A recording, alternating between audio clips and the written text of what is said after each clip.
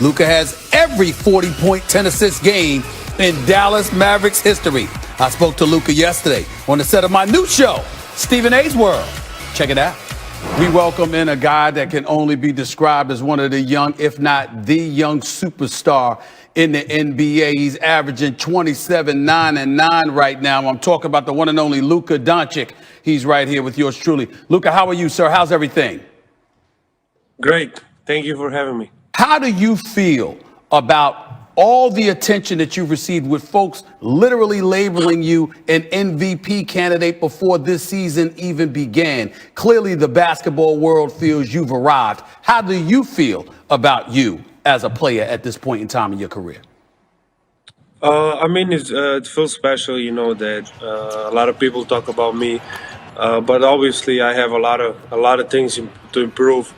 I still have a lot of space to improve, and I think this season I'm not playing very good, but that's what I'm saying. I got to improve a lot of things and just keep getting better and better. Did you just say you're not playing very good? Did I hear you correctly? Did you just say you're not playing very good? Yeah. You're averaging 27, 9, and 9. You do understand that, right? Yeah, but my team is almost the last in the West standing, so that's why we got to win many more games. You brought up this, speaking of your team, because when y'all went on a 6-game slide in the midst of that, I'm quoting you here, during that time you was asked about how you guys were looking, and you said, quote, "We don't care, honestly, if we win games or not." I wanted to know, as you've had an opportunity to reflect upon those words, did you mean what you said? And more importantly, how did your teammates receive what you had said at that particular moment in time? I think I said we look like we don't care if we win or not. But obviously, now we're way better. We keep getting better and better. The thing was we stuck together when it was hard. We were having a really hard time. Six losses in a row. It's really hard. But that's the time we got to stick together and be positive, and that's what we did. And we're just gonna go up from here. The most common thing is effort. Energy on the court, how people, when they watch TV, they see, oh, they want to really win. When they watch us, they see that we want to win, they see that we have the effort, and they see we have the energy. What do you feel about folks looking at you and saying you're complaining a bit too much, your body language is bad, you're whining a little bit? What do you say to that?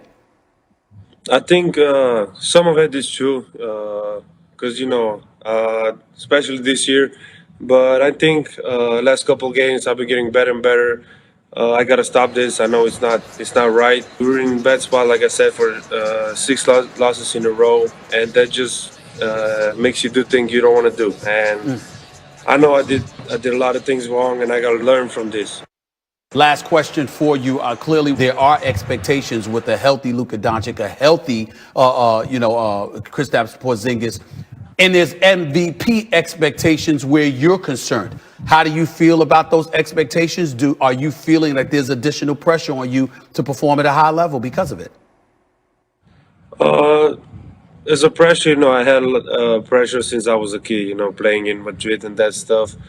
Honestly, I don't believe I should be in MVP conversation this year. Why not? I just want to get in the play. Because, we're where we are, 14, 13 seed. Yes. Back with my man, Mike Wilbon. You heard what Luka had to say there. What's your reaction, sir?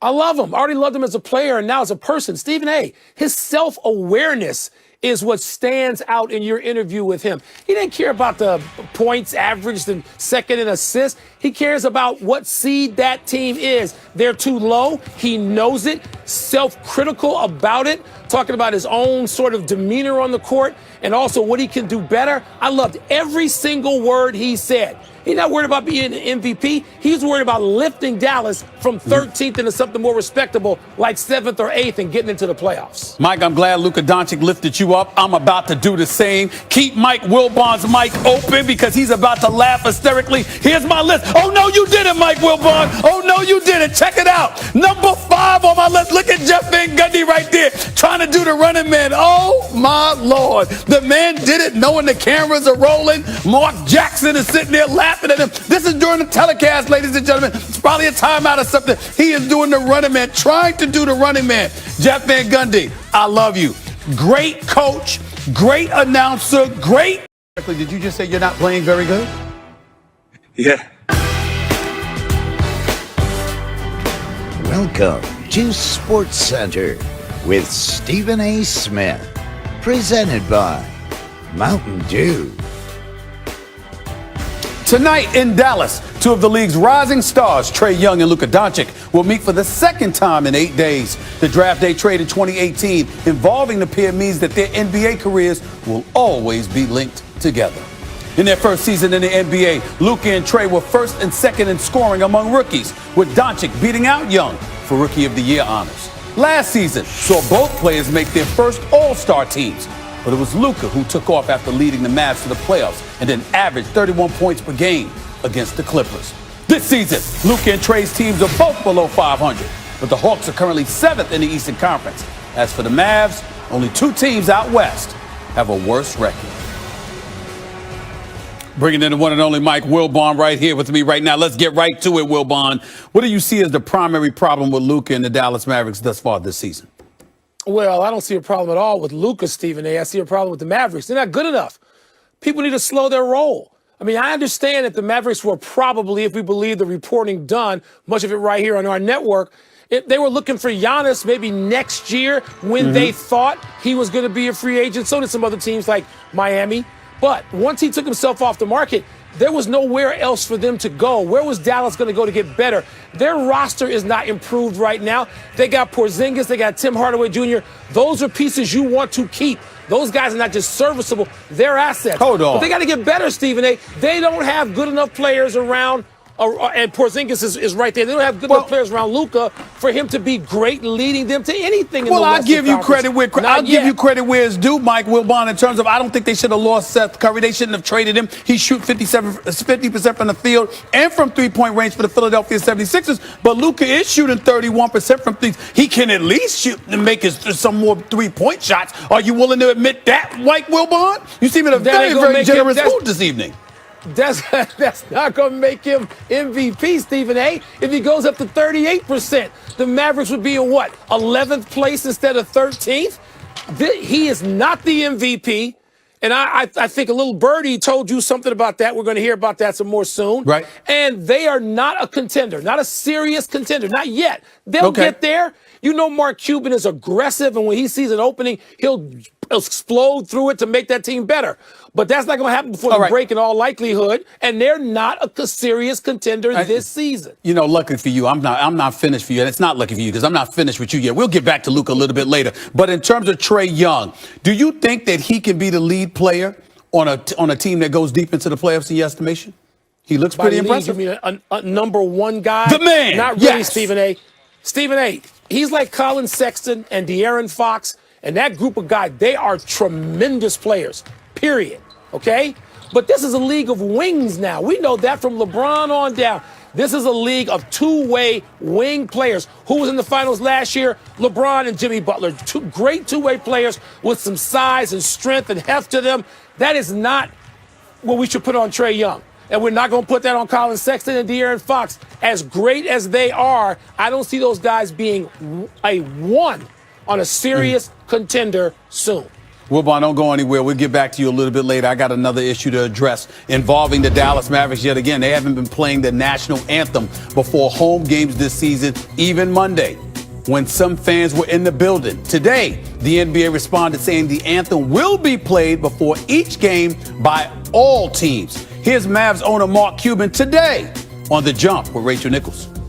Listening to the community, there were quite a few people that voiced their concerns or really their fears that the national anthem and did not fully represent them, that their voices were not being heard. We didn't make any decision to never play the national anthem. That wasn't the case at all. We didn't cancel the national anthem, but there was never any final decision that had made that we would not play the anthem. The real issue is how do you express the voices of those who feel the anthem doesn't represent them or causes them consternation?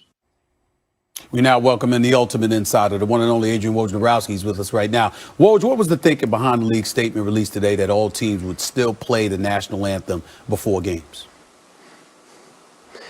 Stephen A., essentially the league's thinking was that they weren't going to let any one team or individual teams make a decision about playing the anthem before games in arenas, that it was going to be a league decision, and right now every team would continue to play it. Now, maybe it's a conversation to be had. Maybe it's a conversation that should be had, not just in the NBA, but in all of pro sports. But Adam Silver moved quickly today to shut this down, really stop this from becoming a bigger issue for the league in the short term.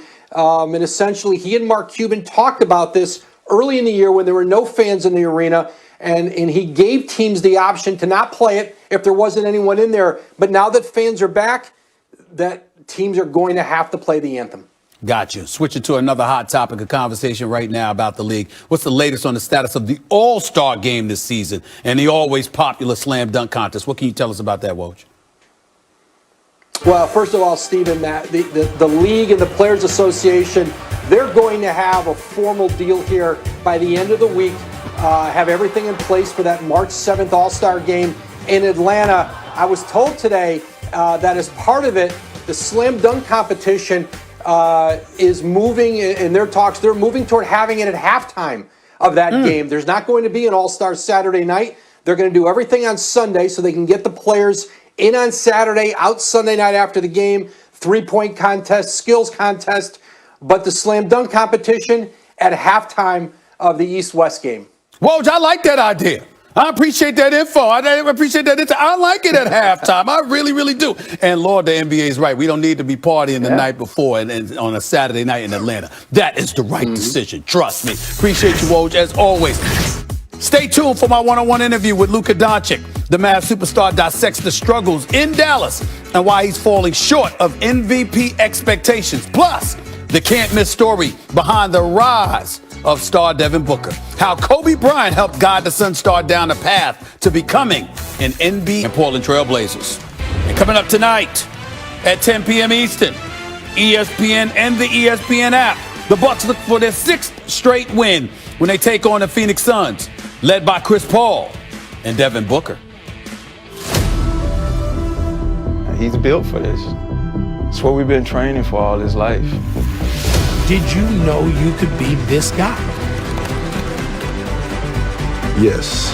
Booker with his 3rd three. What a shot by Booker! Devin Booker has done it again. Devin Booker at the buzzer. I usually terminate. He wants to win, and he's going to do whatever he has to do to make sure that our team does win. You can see the full cover story on Devin Booker right now on ESPN.com and the ESPN app. Mike Wilbon did the cover story. You're with me right here, right now, Wilbon. I want to talk real quickly about Booker and his relationship with Kobe Bryant, how you feel or how he expressed that the late, great Kobe Bryant influenced his career and obviously his game. Talk to me about that for a second, Wilbon. Stephen A., it goes back to Kobe Bryant's last game in Phoenix, his last season as an active player, and Devin Booker's rookie year. And they had a conversation in the court where he actually tried one of Kobe's moves on him in a fadeaway jumper, and it fell short. And Kobe liked that Devin Booker had that in him. And after the game, he said, come back and talk to me. He signed one shoe to the young one, and the other shoe he signed, it said, be legendary. And you know Kobe, he didn't leave anything to chance. He wanted Devin Booker to go through what they all call the grind, the minutia, the smallest details to get them right all the time. And Devin took it to heart in such a way, he has it tattooed, I think on his forearm there, you can see be legendary. Kobe was very specific, and he would check on him from time to time like a big brother. And so, sadly, that relationship, the two-way part of it is not there, but Devin Booker is very affected by what Kobe told him in their conversations. But now he's got Chris Paul to remind him. And one of the things that Kobe Bryant and Chris Paul had in common was being tough leaders, tough, vocal, detailed leaders. And now Devin Booker, who just absorbed that, and Chris Paul wanted to come to Phoenix and play with him, and he's here. The two of them love it. They have practices where Monty Williams says it's almost like a fist fight. They never get to it, of course, but they understand that they have to practice and play at that pitched level, Stephen A., to get this team out of being just an also-ran into the playoffs and then beyond. Another dynamic individual that the late, great Kobe Bryant has influenced. No surprise.